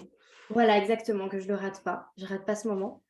Je pense que je m'arrêterai là parce que l'idée, c'est que dans cette pièce, justement, je m'ennuie pas un peu comme toi aussi. Mais moi, par contre, j'avoue, j'ai beaucoup recherché l'ennui ces dernières Ok. années. Contrairement, toi, je me suis rendu compte que j'avais passé la plupart de ma vie à ne jamais m'ennuyer. Et ça m'a plus fait m'a un peu fait peur, dans le sens de toujours être dans une productivité, dans le faire, et ça a été épuisant. Donc, j'avoue que moi, j'ai plutôt eu tendance à chercher à avoir des moments vides, à créer de l'espace dans ma journée. Donc, c'est vraiment pour ça que c'est super intéressant de discuter avec toi, parce que toi, du coup, à l'inverse, tu veux remplir tes journées pour que tes journées soient exceptionnelles. Et moi, du coup, j'ai cherché, parce que j'étais là-dedans, tu vois, vouloir remplir, mais pas pour les bonnes raisons, je pense aussi, avec plutôt cette envie de remplir pour combler, pour éviter de penser, pour éviter d'avoir peur, pour éviter de fuir. Enfin, voilà. Maintenant, j'ai plus envie d'avoir de l'espace, du temps. Et, et grâce à cet espace, pouvoir respirer, pouvoir, peut-être m'ennuyer, quoi. Franchement, enfin, un peu comme ta mère t'avait répondu, je pense, à l'époque. De J'aimerais se bien dire, m'ennuyer. ouais, j'aimerais bien m'ennuyer. Et en fait, c'est quelque chose que je pense réellement et que maintenant, je commence à arriver sur une vie où ça devient possible. Et c'est très satisfaisant pour moi de me voir qu'à des moments, ouais, là, je me suis retrouvée dans les quelques jours où ça s'est un peu ralenti pour le travail. Je me suis dit, ah ouais, là, en fait, ah ouais, peut-être que c'est ça. Peut-être que j'y suis. Peut-être que je suis pas loin, quoi. Et je dirais pas encore que j'y suis arrivée, mais je le frôle, quoi. Et ça fait du bien. Parce qu'en soi, quand j'ai du temps libre, je me mets une série, je considère pas que là, je m'ennuie. Parce que justement, j'ai une série à regarder. Je sais ce que je vais faire et qu'est-ce que j'ai envie de faire. Pour moi, l'ennui, c'est vraiment ce moment où tu tournes en rond, quoi. Tu sais plus, tu sais plus, il n'y a rien qui te donne envie, il n'y a rien qui est prêt pour toi. Et c'est vrai que je me demande qu'est-ce qui se passerait dans ma tête quand j'arriverais là. Ok. Très Mais curieuse de ça. je pense que je l'ai jamais. Enfin, ouais, depuis des années, j'en suis jamais arrivée, tu vois, à ce point-là de me dire je m'ennuie, je n'ai rien à faire. Ouais. Et en fait, Aussi c'est parce vraiment... que ouais. il y a plein de choses autour qu'on C'est doit ça. gérer au-delà de notre travail. Exactement, parce que bah, tu as fini le travail, tu as la vaisselle, tu as les tâches ménagères, tu as les courses, enfin, tu as tout ça. Et ça, on n'en parle pas assez. Je le dis tout le temps, mais je le répète. Mais tu as tout ça. Et du coup, ce qui fait que c'est très rare de n'avoir dans une maison, tu as toujours quelque chose à faire. Dans ton business, tu as toujours des choses que tu pourrais faire, pas forcément Mhm. à faire, mais que tu pourrais faire. Dans ta vie sociale, pareil. Enfin, tu vois. Donc, en fait, on est toujours en train de nous demander quelque chose et on est toujours aussi, nous, dans une demande de faire quelque chose aussi bah, pour combler ce besoin de d'être utile, de faire quelque chose et de pas avoir l'impression de ne rien faire. Mais Mhm. du coup, j'avoue que je suis plutôt dans cette recherche de ce moment, cette rupture où je pourrais arriver à un moment où ma to-do, mes urgences, tout serait réglé. Ma maison serait suffisamment rangée, clean, pour pas que je me dise j'ai ça à faire tout de suite maintenant. Et peut-être on peut tourner en rond. Mais très curieuse à ce moment. Franchement, qu'est-ce qui se passe en fait à ce moment-là? Tu vois, aujourd'hui, si demain tu t'ennuyais, qu'est-ce qui se passe? Qu'est-ce qui se passerait dans ta tête? Est-ce que là, tu te dirais pas, est-ce que ce qui viendrait, ce que tu aurais envie de faire, serait pas justement ce qui te fait vibrer? Bah, je pense que c'est ça en fait. Est-ce Ouais, que c'est pas le moment où du coup ta passion prend le elle se dessus? révèle. Ouais. Bah ouais, complètement. Parce que tu vois, je Mmh. repense encore à mon père qui du coup est avec son horlogerie.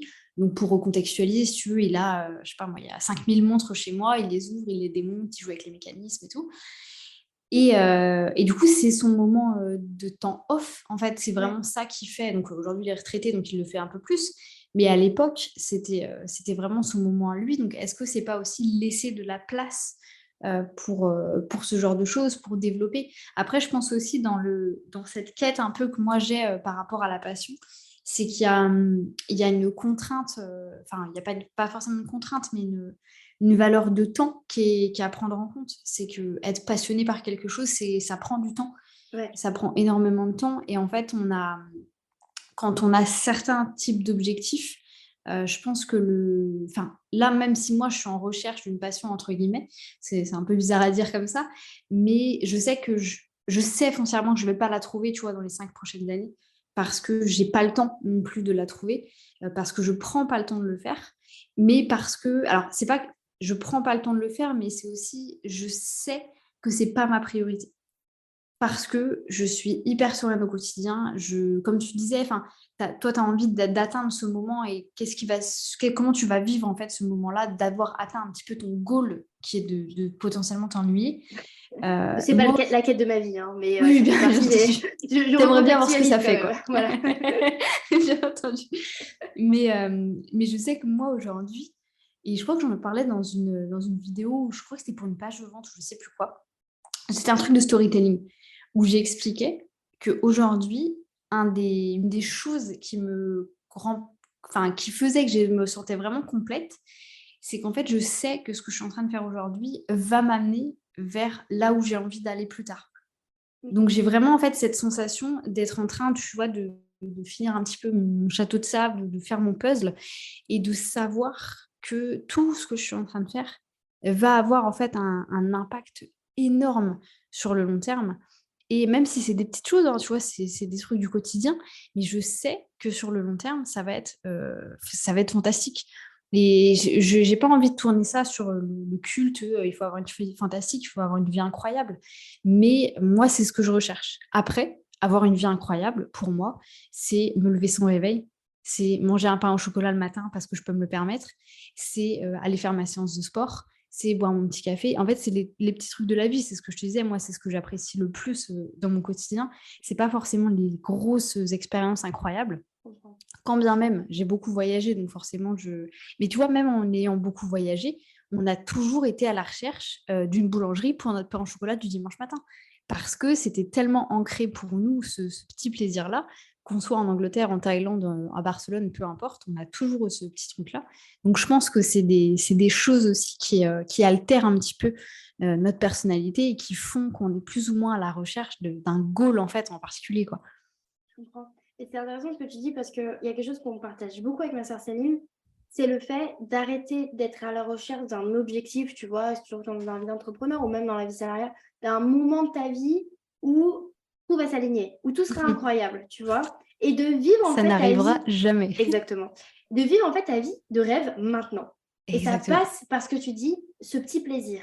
Et en Mhm. fait, si ta vie de rêve, c'est de pas mettre de réveil, on partage le même objectif, Eh bien, moi, personnellement, dès que je peux ne pas le mettre, je ne le mets pas. En fait, c'est pas, je ne vais pas attendre d'avoir le chiffre d'affaires qui rentre tout seul pour ne pas mettre mon réveil. En fait, dès que j'ai pas de rendez-vous le matin, je ne mets pas de réveil. En fait, c'est juste aussi simple que ça. Et vu que j'ai des rendez-vous le matin au moins 2 ou 3 fois par semaine, de toute façon, au moins 2 ou 3 fois par semaine, je vais quand même mettre mon réveil. Donc, ce qui fait que mon horloge biologique, elle sait à peu près quand est-ce qu'elle se réveille. Et en plus, moi, c'est hyper satisfaisant pour moi de pouvoir me réveiller sans réveil. Ça m'apporte un bonheur immense. Pourquoi je me priverais de ce bonheur immense? Juste parce que je n'ai pas encore atteint un autre objectif qui n'a rien à voir avec celui-ci, en fait. Complètement. Et ça, c'est bien de rappeler qu'en fait, ta vie incroyable, elle passe par des petites choses parfois. Et c'est pas parce que, bon, j'ai participé avec moi, ça ne me dérangerait pas de vivre à l'hôtel 6 mois dans l'année. Mais en fait, je peux vivre ma vie à l'hôtel ici aussi chez moi parce que, en fait, ça peut être simplement de me dire, en fait, toutes 2 fois par semaine, si j'ai les moyens financiers, ce n'est pas mon cas actuellement, mais bientôt, j'y crois, je vais manger mon petit-déj dehors, tu vois. Okay. Ouais. Et en fait, c'est faire avec ce que j'ai de disponible. Et si je peux pas aller manger dehors, on se fait de la pâte à pancake à la maison, on se fait des œufs brouillés, du bacon, et on kiffe tout autant en fait. Exactement. Et je pense que c'est important de le voir comme ça et alors c'est facile à dire, bien entendu, mais vraiment j'amène les personnes qui nous écoutent à avoir de la réflexion sur ça et de vous dire: «Aujourd'hui, est-ce que vous êtes à la recherche effectivement de cet objectif, de ce goal, de cette vie de rêve, de cette situation de rêve qui potentiellement n'arrivera jamais si vous ne prenez pas des actions tout de suite?» Et de vraiment, en fait, vivre, ouais, des journées qui sont incroyables, quoi. Parce qu'en fait, dans la finalité, c'est de ça aussi qu'on se rappelle. Et Ouais, et je le pense que chemin. ouais, voilà, c'est vraiment le chemin et en fait, on se rend pas forcément compte. Enfin, tu vois, je te dis un truc tout bête, mais moi, quand je me suis lancée dans l'entrepreneuriat, j'avais des objectifs. Je les ai atteints sans même m'en rendre compte. Parce que c'est les actions du quotidien, en fait, les petites actions du quotidien qui ont fait que, j'en suis arrivée là où j'en suis arrivée. Je te donne un exemple tout bête, aujourd'hui, moi, j'ai la chance, la grande opportunité de jamais faire de prospection et de très peu parler de mes offres. Parce que j'ai des gens qui viennent tout seuls à moi. C'était un de mes rêves, parce que je m'étais dit: «Moi, je veux que les gens viennent, me contactent et cetera». C'était vraiment un de mes gros goals, je sais qu'il y a plein de gens qui s'en fichent, ça ne les dérange pas de parler de leurs offres ou de faire de la prospection. Moi, j'avais pas du tout envie. Et en fait, je suis arrivée à ce stade-là sans forcément me rendre compte, de par, les choses que je fais au quotidien, en fait. Là, je me dis: «Ça va faire 1 an que j'ai la chaîne YouTube». J'ai l'impression que c'était hier. Mais c'est tellement passé de choses, j'ai tellement fait de choses que ça m'amène du coup, à là où j'en suis aujourd'hui. Et du coup, ça m'amène aussi à rebondir sur ce que tu disais tout à l'heure sur la prise de décision. Là où toi, tu as du mal à prendre des décisions, moi, j'ai une facilité incroyable à prendre des décisions. Genre vraiment. Et je m'en suis rendu compte, c'est Descartes qui m'a bridée un peu comme ça. C'est que enfin, c'est quoi la pire situation dans laquelle je vais être si jamais je prends la mauvaise décision? Ouais. Qu'est-ce qui va m'arriver au pire des cas? Donc aujourd'hui, j'y pense plus, mais j'ai beaucoup, beaucoup, beaucoup travaillé sur ce genre de choses. Et aujourd'hui, ça m'est arrivé de prendre des décisions qui n'étaient pas les bonnes. Mais en fait, c'est ces décisions-là qui, dans la finalité, m'ont permis d'avancer. Et du coup, je trouve que la prise de décision aujourd'hui, c'est beaucoup un truc dont on parle en fait, que les gens ont du mal à prendre des décisions, à choisir vers là où ils ont envie d'aller. Moi, c'est quelque chose auquel je suis vachement confrontée avec les gens avec qui je travaille, qui n'arrivent pas à choisir, leur cible, leur identité visuelle, leur ceci, leur cela, quel est le projet le plus important et cetera. Il y a des cheminements pour le faire, bien entendu, mais si intérieurement, on n'est pas capable de prendre des décisions, parce qu'on est trop stressé par la finalité, forcément, ça bloque aussi derrière. En fait, c'est penser plus. Alors, moi, je sais que pour mettre bien. Enfin, j'ai plus du mal avec tout ce qui est choix de préférence. OK. C'est là où j'ai du mal. Une carte de restaurant, j'ai du mal à me décider qu'est-ce que je préférais manger. Ce genre de choses. Par contre, quand c'est des décisions, est-ce que oui ou non, je prends ce billet de train pour aller voir telle personne, je t'avoue que je pèse très vite, mais pour mes contre ma OK. décision, voilà. Mais pour revenir voilà, à ce que tu disais, c'est vrai que ben, on ne met pas assez le chemin, en fait, en avant. Et moi, c'est pareil dans mes accompagnements aussi, c'est ce que j'essaie de rappeler. On ne met pas assez le chemin en avant, de dire est-ce que le chemin pour atteindre cet objectif te plaît? Mmh. Parce que peut-être que l'objectif te plaît, mais le chemin et donc les actions, tu parles donc d'actions à mettre en place pour pouvoir y arriver, te plaisent aussi en fait. Parce que si tout le chemin te fait chier, t'angoisse, te stresse, moi je parle vrai, et te mettent mal à l'aise, tu vois, je parlais de confort, ou font que ne respectent pas du tout tes valeurs, ou font que tu vas devoir, je sais pas, parler à quelqu'un qui travaille dans une boîte qui est ultra polluante et toi ça ne te correspond pas du tout, peu importe. Mais que bon, l'objectif te plaît quand même. Est-ce que vraiment est-ce que vraiment tu vas y arriver? Est-ce que vraiment ça va te plaire? Est-ce que vraiment tu seras épanoui tout le long du chemin? Parce que Mmh. comme tu disais, bah, en fait, après on se souvient du chemin, quoi. Bah oui, Et complètement. l'objectif, enfin réaliser un objectif, généralement ça prend 2 secondes, hein, quand Ah on oui, arrive à oui, la oui. réalisation. Mmh. La célébration, le moment où c'est bon, c'est débloqué, ça prend 2 secondes. C'est comme quand on termine un niveau de jeu vidéo. Il te dit, que vous avez passé le level 22, ça dure 2 secondes l'image. Mais tout ce que combien de fois tu es mort avant d'arriver au niveau 22, ça tu t'en rappelleras. Complètement, c'est comme la lecture. Le Ouais, fait que, enfin, qu'une fois que ton livre il est fini, en fait.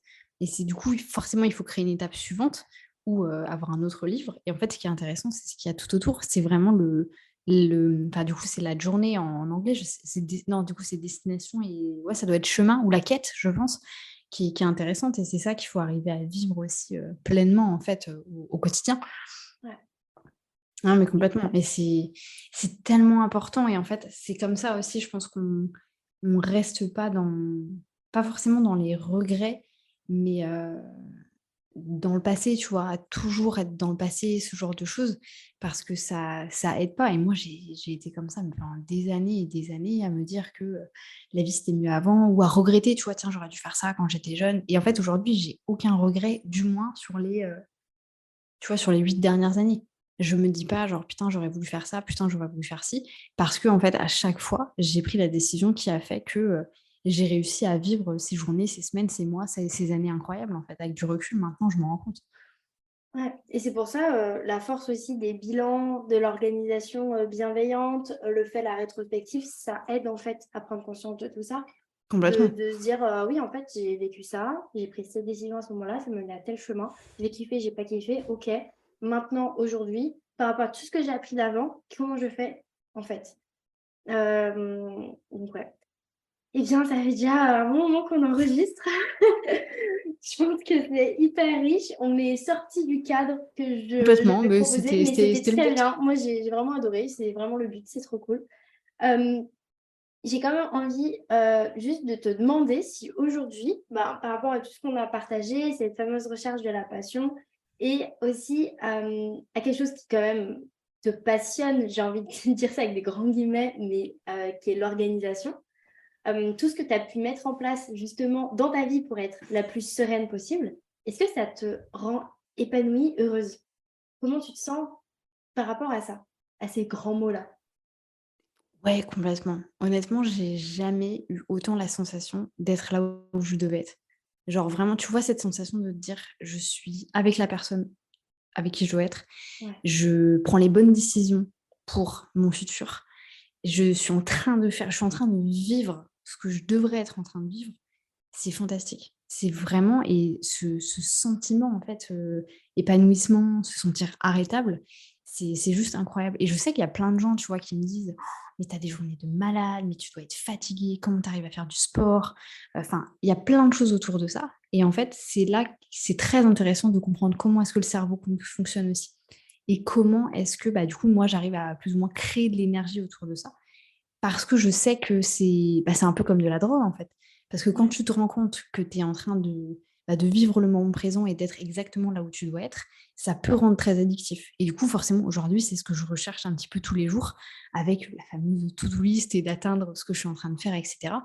Et ça devient addictif. Et clairement, aujourd'hui, je suis très, très heureuse dans la vie que je mène.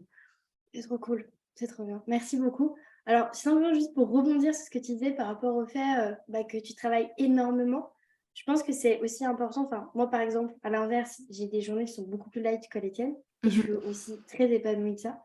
C'est aussi important de se dire: «OK, il y a une histoire de cerveau, mais il y a une histoire de personne, en fait et de Complètement. santé et de physique et de plein de choses et de biologie», enfin, voilà et aussi de pas se comparer, tu vois, parce que les personnes qui te disent ça, c'est peut-être aussi des personnes qui viennent se comparer à toi par rapport à leur propre journée. Et en fait, de se dire, en fait, moi, qu'est-ce qui fait que justement j'aurai une journée épanouissante? Parce que si toi, ta journée épanouissante, c'est une journée qui est très remplie, bah, c'est génial et c'est trop cool.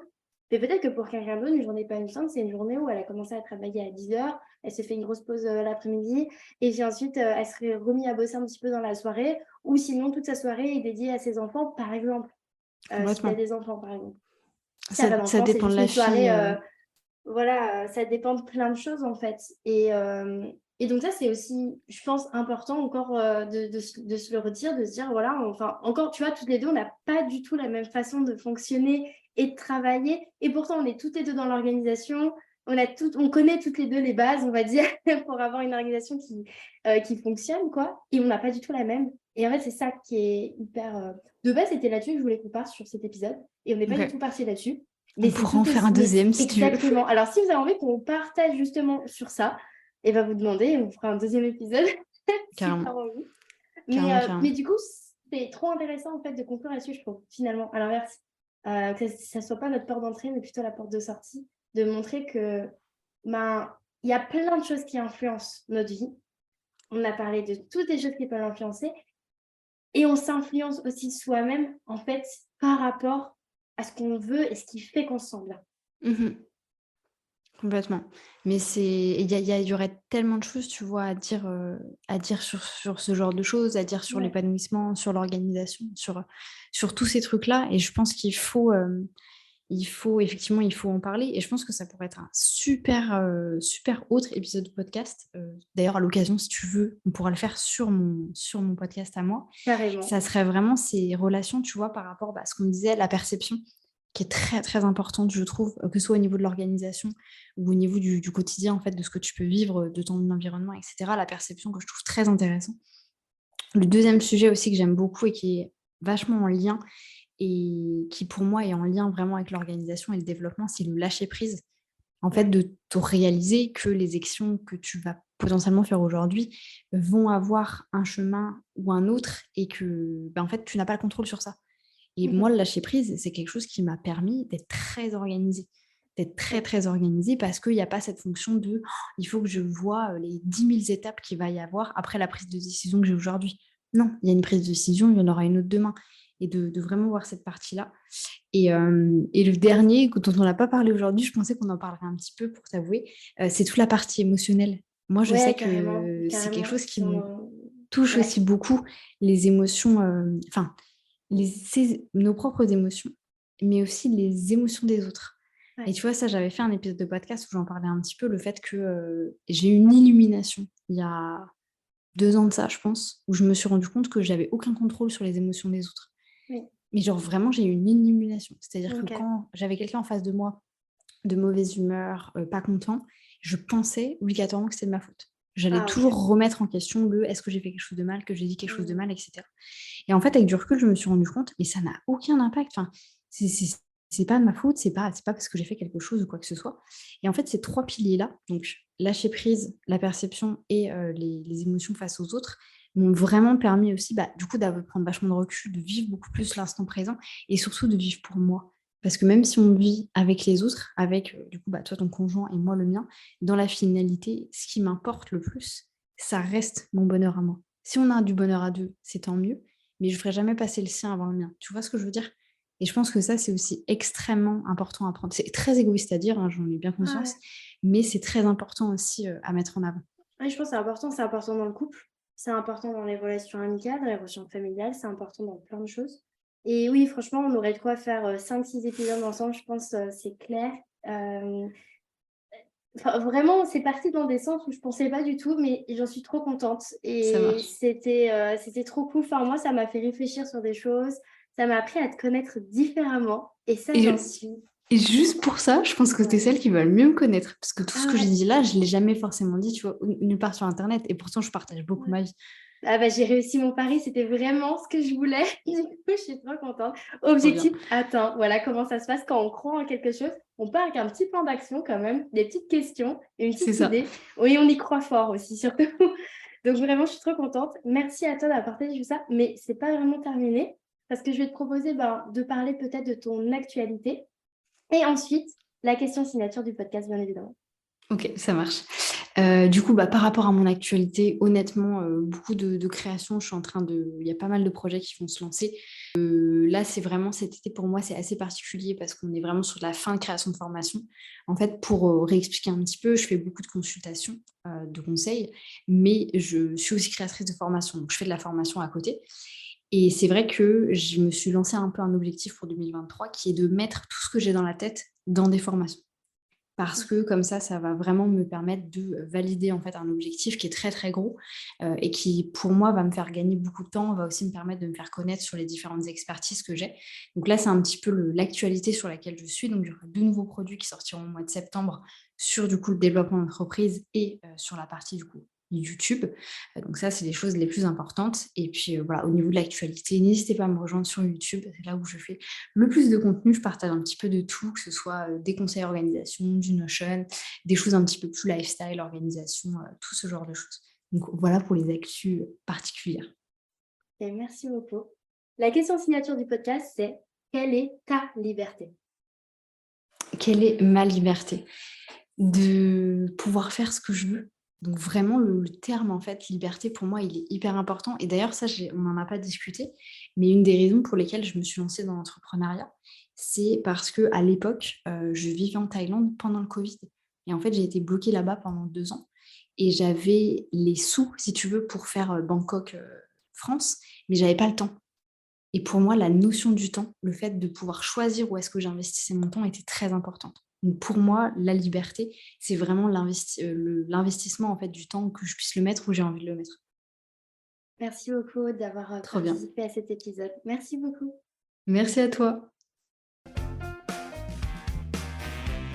Je te remercie d'avoir écouté l'épisode jusqu'au bout. Pour soutenir le podcast, tu peux le partager à une personne à qui ça plairait, me laisser une note sur ta plateforme préférée d'écoute ou même m'envoyer un message directement sur Instagram pour me dire ce que tu en as pensé. Et n'oublie pas, libre à toi d'oser être toi-même pour créer ta liberté.